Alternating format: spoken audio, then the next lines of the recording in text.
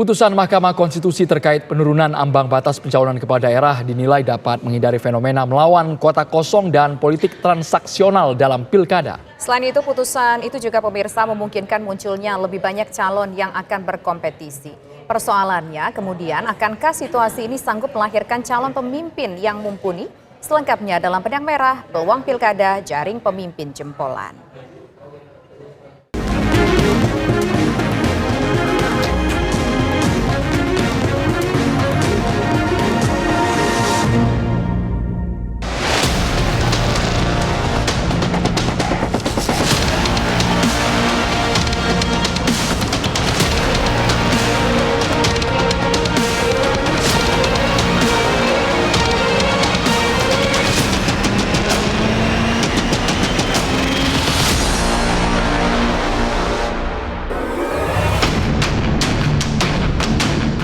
Mahkamah Konstitusi MK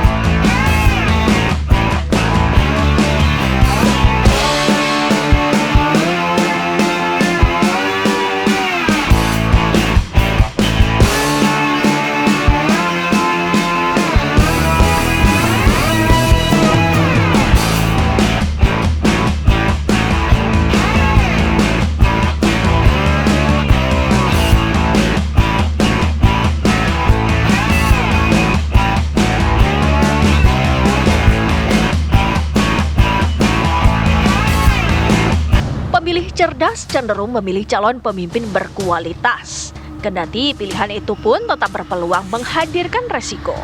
Tak ada gading yang tak retak. Alih-alih sekedar mengandalkan kata hati dan emosional, pemilih cerdas akan mengedepankan nalar rasional, mencari informasi sebanyak mungkin dari berbagai sumber sebelum menjatuhkan pilihan di bilik suara.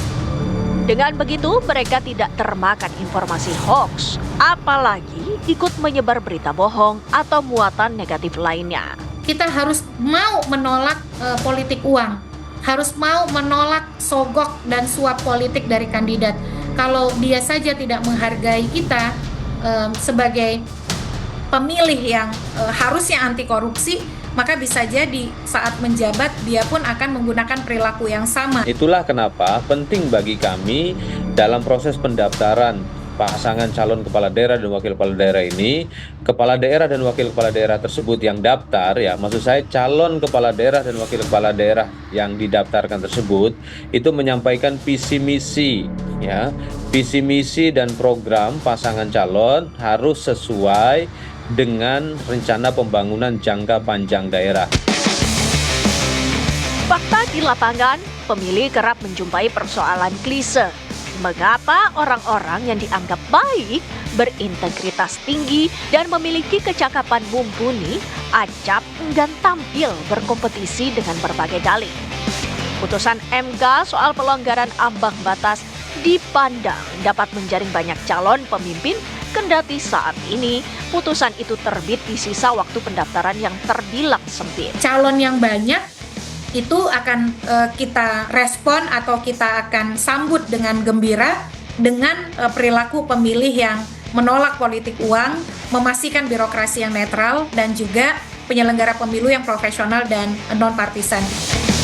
Sejak 2015, jumlah pasangan calon kepala daerah tunggal terus meningkat.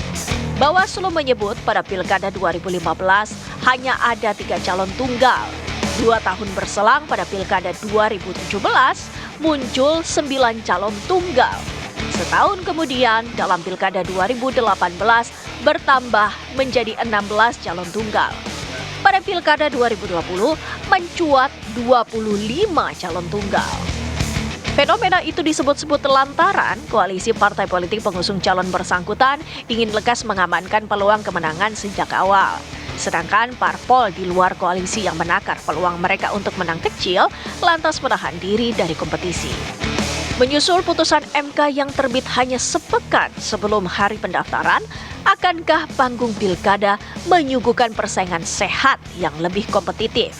Kita harus menggunakan putusan nomor 60 MK untuk mendorong, memastikan, dan meminta partai politik mengusung kader-kader terbaiknya sesuai dengan figur yang dikehendaki konstituen. Pilkada yang mestinya menawarkan keragaman politik ini, keragaman pilihan ini, hanya akan bermakna walaupun calonnya banyak, kalau orang yang kita pilih dan terpilih nanti adalah mereka-mereka yang berkompetisi dengan sehat, dengan tanpa korupsi atau tanpa politik uang, dan betul-betul memang jelas visi misi dan programnya.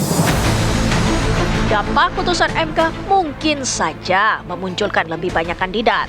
Namun, perlu dicermati bila kuantitas belum tentu berjalan beriringan dengan kualitas. Indonesia Corruption Watch atau ICW mengungkap tidak kurang dari 61 kepala daerah menjadi tersangka korupsi sepanjang rentang waktu 2021 hingga 2023 lalu. Umumnya mereka tersandung kasus suap menyuap dan penyalahgunaan anggaran belanja daerah untuk kepentingan pribadi hingga jual beli jabatan. ICW mencatat dari kurun waktu 2021 sampai 2023 saja, tidak kurang dari 61 kepala daerah menjadi tersangka korupsi dengan modus mulai dari suap hingga jual beli jabatan. Apabila partai-partai politik yang sebelumnya terjegal dalam mengusung calon kepala daerahnya sendiri hendak betul-betul memanfaatkan dampak dari putusan MK nomor 60 ini dan di saat bersamaan mencoba untuk memutus rantai korupsi daerah, penting untuk tidak hanya mengusung calon-calon yang berintegritas dan memiliki rekam jejak yang baik saja, tapi partai-partai juga baiknya mengedepankan proses kandidasi di internal yang sesuai prosedur, transparan, serta demokratis. Independensi daripada kandidat partai juga perlu dijamin dengan tidak bergantung pada sumber-sumber dana kotor maupun donasi dari kelompok oligark dalam proses kampanye nanti. Potensi praktek korupsi pada pemerintahan daerah sebagaimana kasus banyaknya kepala daerah yang terjerat tindak pidana korupsi itu bisa dimitigasi dengan cara memilih calon kepala daerah dan wakil kepala daerah yang memiliki integritas. Disinilah pentingnya pemilih memiliki informasi yang cukup. Dan kami juga sebagai penyelenggara pilkada, kami juga berkewajiban untuk melakukan sosialisasi tentang bahaya politik uang. Karena pemberi dan penerima itu sama-sama akan terjerat. Disinilah pentingnya kesadaran kita bersama. Sama halnya Pilpres, pemilihan kepala daerah secara langsung juga memegang prinsip one man, one vote, yang merupakan bentuk kesepakatan bersama untuk menentukan nasib rakyat itu sendiri. Suara bijak pun menyebut pemimpin yang tampil di panggung kemenangan sejatinya cerminan dari rakyat pemilihnya.